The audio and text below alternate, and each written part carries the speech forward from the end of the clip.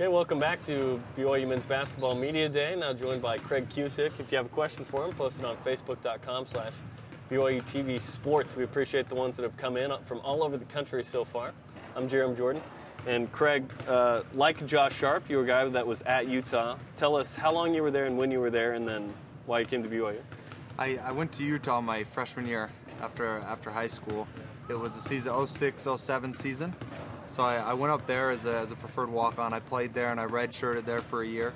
That was Ray Giacoletti's last year. And then I went on a mission for 2 years, came back after my mission, and it's just been worked out. I went to a year, played at Salt Lake Community College, and now being able to work it out to be down here and play here at BYU, which has always been a dream of mine. So it's great. Yeah. So last year, you're on the practice squad, and you ended up guarding Jimmer quite a bit. What was that experience like? No, it was a good experience, and every day going at it with Jimmer, he taught me a lot, and I was able to do my own analysis of his game and try to apply some of the things I liked into my game. And so, no, it was just a good experience to be on the team last year with the success that the team had, and the atmosphere that the team that we were around last year. It was just good to be a part of it. What did you take from Jimmer's game to put into yours? I just love, I think, how competitive Jimmer is. I mean, whether it was a simple drill or one of the main, if we're scrimmaging, whatever it was, he wouldn't want to lose ever. And I've been like that my whole life as well, but it was just interesting to see how a player, he'd always step up as a leader and take the big shot and, whatever it is. So I really admire that about Jimmer, and hope to continue that a little bit, not to Jimmer's status, but I hope to bring a little bit of competitive spirit to the team. So awesome. And did you add, his killer crossover there? Oh, that'd be like one thing that I would try and bring.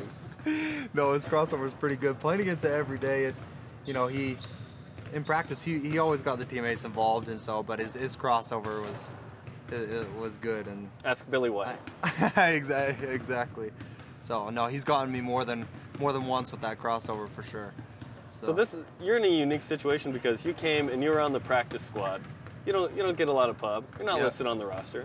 But this year, Dave Rose has given you a jersey number, and he's given the 4 non-scholarship players, which we'll all talk to today, including yourself, numbers, and you're on the team.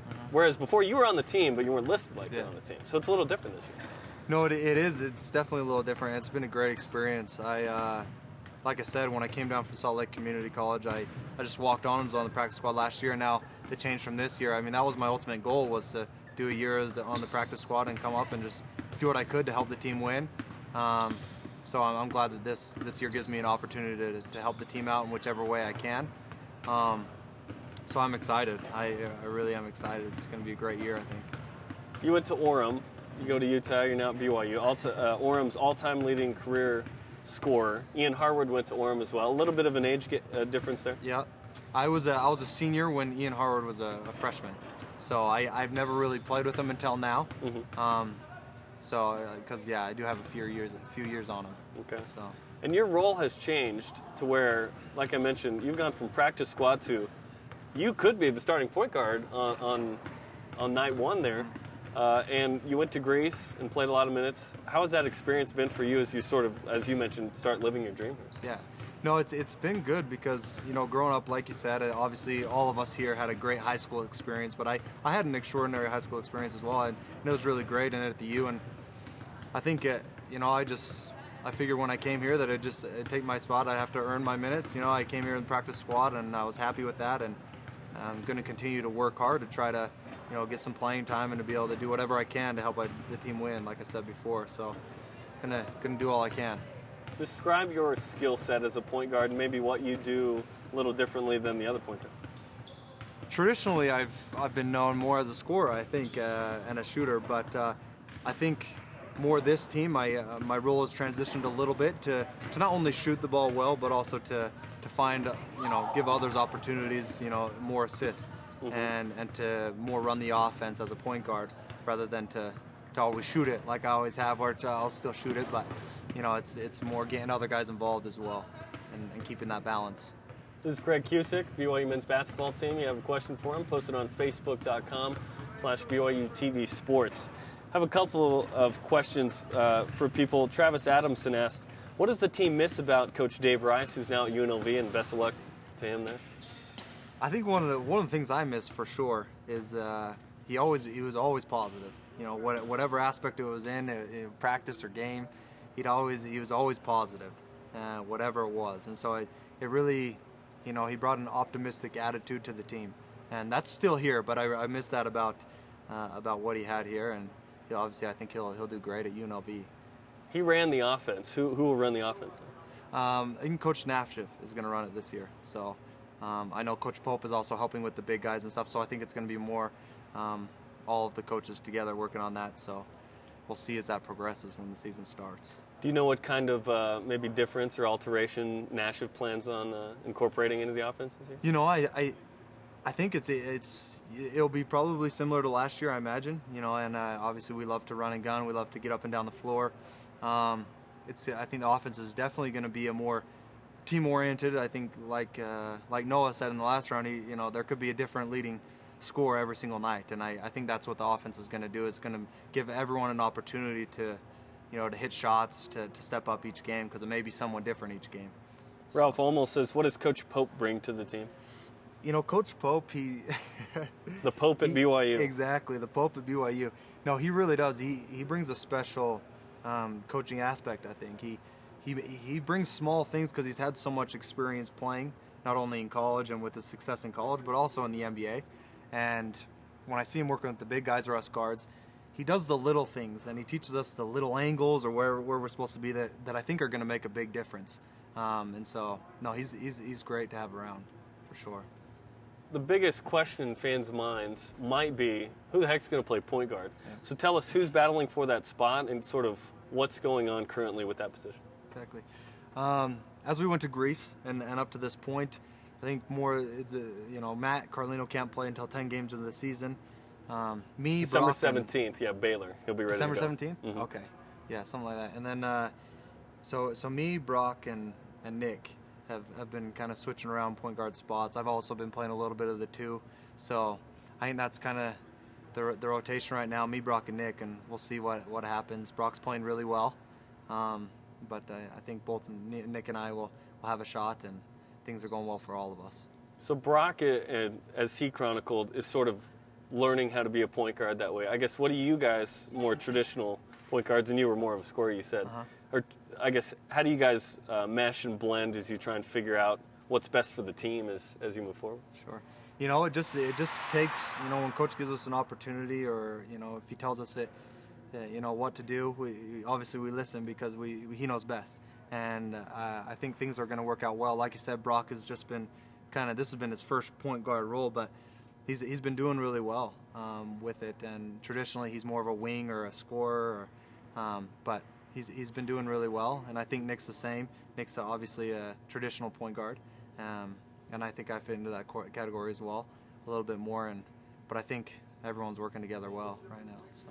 Tell us more about this situation, because from an outsider's perspective, it would appear, hey, you got this UCLA transfer kid. When he comes in, he's going to be the guy. But that's not necessarily the case, as he'll have to try and earn it. And 10 games in, you may have some kind of chemistry that you have good things going there. Yeah.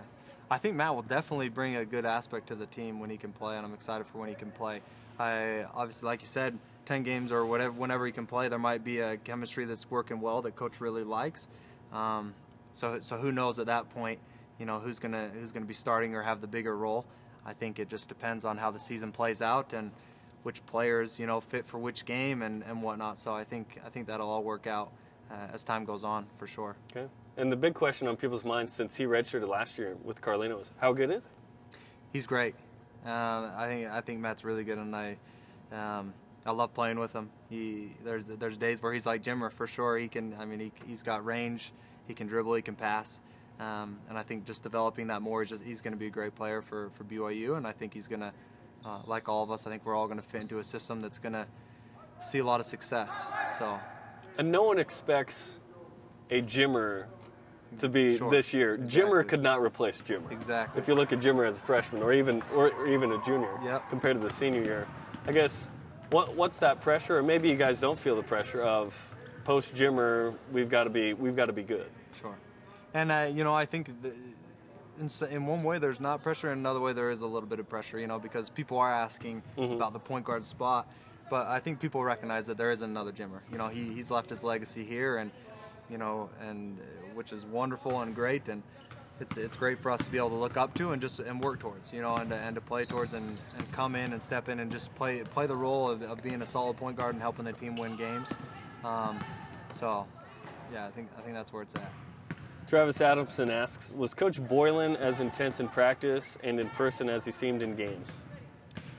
Coach Boylan, I never was actually on the team with Coach Boylan. Okay. Because after I was with Ray Giacoletti his last year at Utah. However, there was about a 3-month gap before I left on my mission where Coach Boylan was there, and we had workouts and things before I left on my mission in May. And no, he was definitely intense, but he was a good coach from what I saw. But I never saw him in his real coaching time, so I had a good experience with him from what I had. Was he intense in that stuff? He was intense, and I'm used to intense. I grew up with a dad that was intense coaching me, and so I'm used to that. So maybe I didn't see it as intense as maybe some other people see because they haven't been around that their whole lives. Right. Nolan Mickelson says, what former BYU point guard would you compare your game most to? What former BYU point guard? I'm trying to think. Any point guard, I feel obviously, like I said before, I've grown up as a scorer and a shooter, so any guard in that aspect that can score and to shoot, but also hopefully to try to incorporate this year, like I said, to get more assists and to get other guys involved. So I don't know specifically who I'd think out, but I guess that wasn't a very clear answer, but I'm not quite sure. That's all right. Steve McCall says, can we expect you to throw down a dunk this year? Yeah, on an 8-foot hoop. No, I'm just kidding. We'll see if I have the opportunity, possibly, but possibly not. I from my past history, that hasn't been the case, but we'll see. Okay. Well, sounds good, Craig Cusick. We appreciate the time. Best of luck as you battle for that point guard spot and are on the roster this year. Yeah, thank you. Appreciate it. Congratulations. Thanks. We have a break, so nobody at 11:45, but we do have the big question mark on this team, Matt Carlino, coming up at noon. And we'll see you later at noon on the BYU Men's Basketball Media Day webcasts here on BYUtv.org.